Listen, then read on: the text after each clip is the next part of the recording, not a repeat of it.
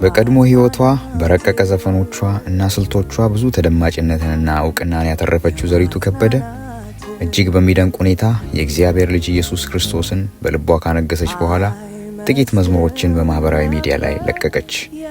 ያድናል ኢየሱስ ብላ ተቀኘች። መነጋገሪያ እውነት ይዛ ከተማውን ሞላች። ጉዴን የነገረውን ሰው ላሳያችሁ አለች። ተሳካላት። ብዙዎች ጌታን አከበሩ፣ ብዙዎችም ከሞት ጉድጓድ አመለጡ። ከዚህ በኋላም በማህበራዊ ሚዲያ ላይ ኢየሱስ ተኮር ጽሑፎቿን ስታጋራን ቆየች። ድንገት ግን የመጀመሪያ ልጇን በሞት ማጣቷን ይኸው ሚዲያው ነገረን። እጅግም ደነገጥን። ማጽናኛ ቃላቶች እስኪያልቁ ድረስ ከእግዚአብሔር ቃል እየጠቀስን አብረናት አለቀስን። ከልጇም ቀብር በኋላ አልታየችም፣ በሚዲያም አልጻፈችም፣ ምንም አላለችም። ጸጥ።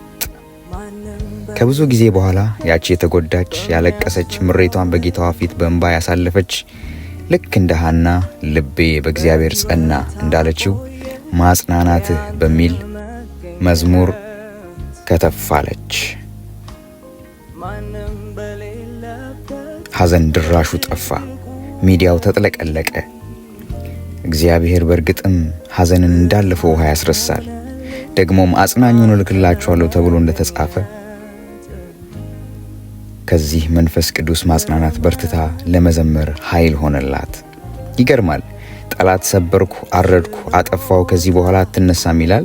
እግዚአብሔር በሌላ ክብር እጅን በአፍ በሚያስጭን ማዳን በሉቃስ መጽሐፍ ምዕራፍ 1 ከቁጥር 71 ላይ እንደተገለጸው ማዳኑም ከወደረኞቻችንና ከሚጠሉን ሁሉ እጅ ነው እንደሚል አዳናት፣ አጽናናት፣ አፏን በምስጋና ሞላው።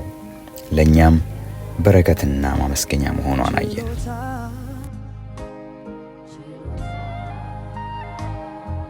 የማጽናናት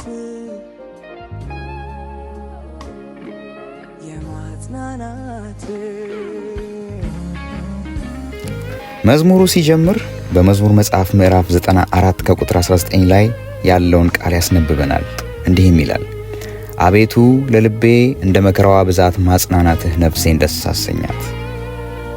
አቤት የሙዚቃው ብስለት፣ ኢንትሮ ያልበዛበት፣ ለጆሮ ያለው ልስላሴ፣ ምስል ቅንብሩ የማይረብሽ፣ የድምፁ ምጣኔ፣ እያንዳንዱ ሙዚቀኛ ብቻ በውህደት ከልባቸው ተጠንቅቀው የሰሩት ክሊፕ እንደሆነ ያስታውቃል። ተስፋን ከሚያስቆርጠው ቦታ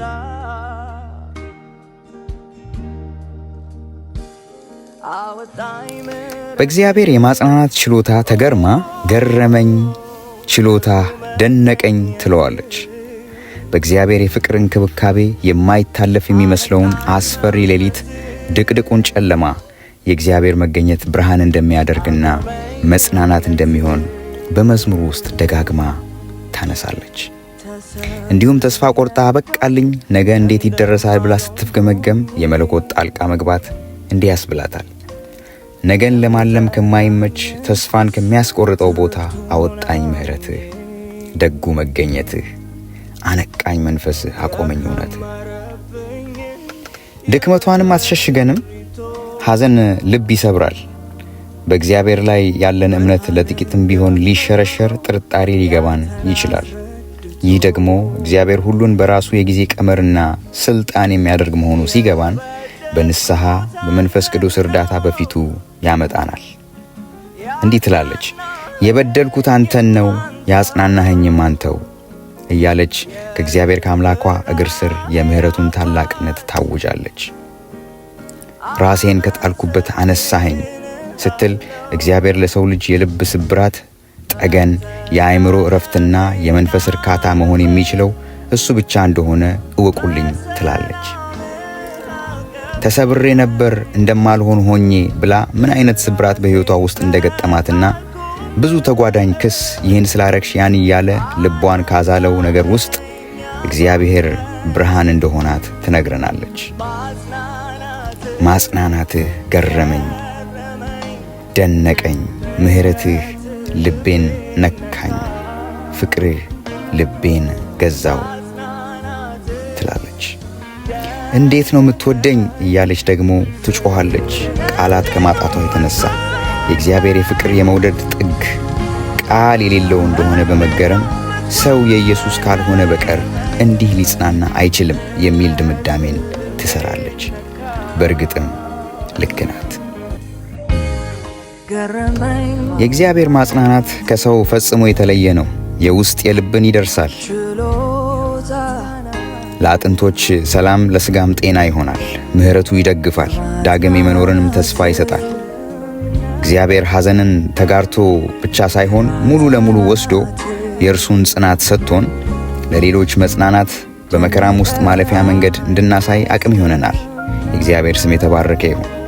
ስለዚህም ዛሬ መጽናናት ላቃታችሁ ደግሞም ለሚገባችሁ በሐዘን፣ በስብራት፣ በጭንቀትና ለቅሶ፣ በጸጸትም ሆነ በቁጭት ለምትንገበገቡ የእግዚአብሔር ቃል በሁለተኛ ቆሮንቶስ መጽሐፍ ምዕራፍ 1 ከቁጥር 4 ላይ እንደሚለን እርሱ በመከራችን ሁሉ ያጽናናናል።